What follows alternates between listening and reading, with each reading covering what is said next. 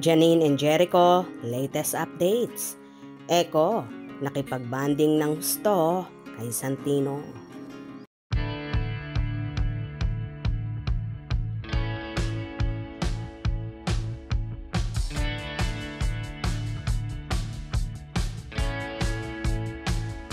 Ano na nga ba ang pinaka-latest ganap ngayon sa mag-sweetheart na sina Jericho Rosales at Janine Gutierrez?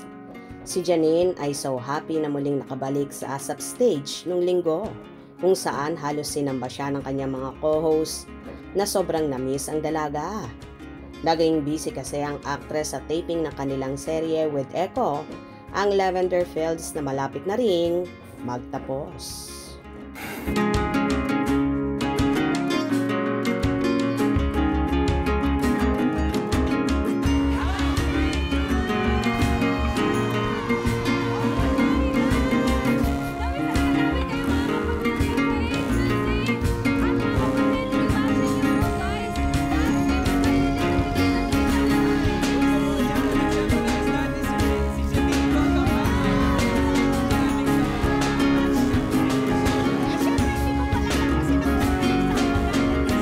Samantala, si Jericho Rosales naman ay naging busy rin sa taping ng serye nila with Janine ng Lavender Fields, at ngayon ngang nagkaroon siya ng free time ay nakipag-bonding siya ng todo sa anak na si Santino Rosales sa pamamagitan ng kanilang paboritong sports.